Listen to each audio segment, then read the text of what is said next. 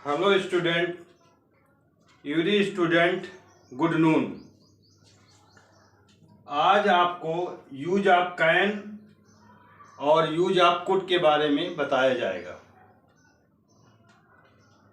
पिछले वीडियो में आपको पार्ट ऑफ स्पीच और उसके डिफिनीशन के बारे में बताया गया था। इस बार यूज ऑफ कैन और यूज ऑफ कुड के बारे में बताया जाएगा। Use of could, use of can. Can का प्रयोग हम प्रेजेंट टेंस में सकना के लिए के अर्थ में करते हैं। कैन का प्रयोग हम सकना के अर्थ में प्रेजेंट टेंस में करते हैं और कुड का प्रयोग हम सकना के अर्थ में पास्ट टेंस में करते हैं। अंडरस्टैंड? कैन की परिभाषा है हिंदी में, वाक्य के अंत में सकता है, सकती है, सकते हैं, सकता हूं आदि शब्द लगे होते हैं। इसके एग्जाम्पल, सिंपल का एग्जाम्पल है, हम आज खाना खा सकते हैं। We can eat food today. We can eat food today. Negative example, तुम यहां नहीं सो सकते हो। तुम यहां नहीं सो सकते हो। इसका एग्जाम्पल है you can not sleep here. You can not sleep here. तीसरा एग्जाम्पल इंट्रोगेटिव का है, क्या तुम्हारी मां कटहल बेच सकती है? क्या तुम्हारी मां कटहल बेच सकती है? तो can your mother sell jackfruit. ये तुम्हारे यूज ऑफ कैन की पहचान और उसकी एग्जाम्पल हुए।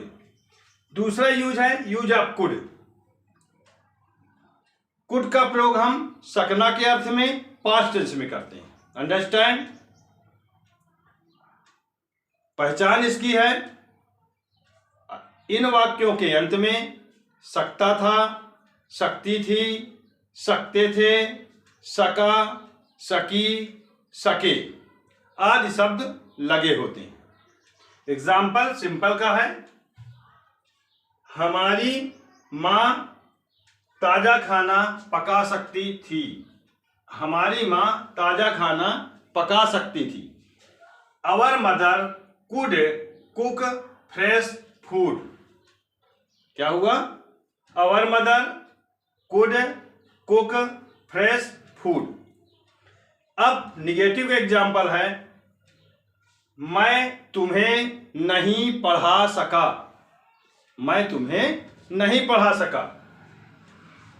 इंग्लिश है, I could not teach to you.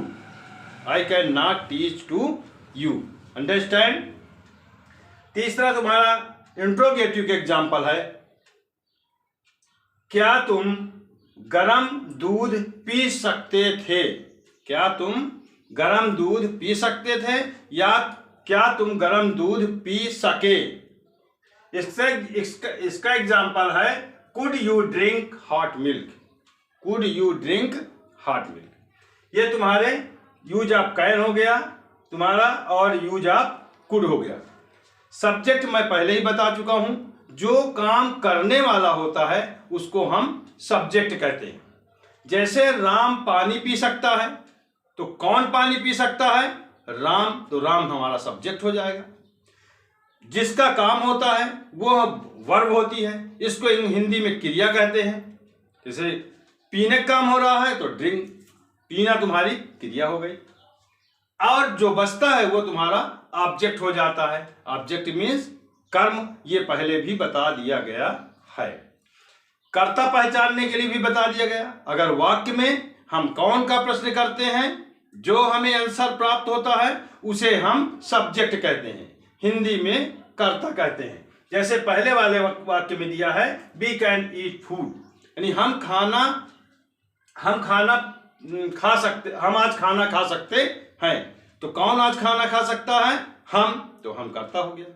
Understand? It is and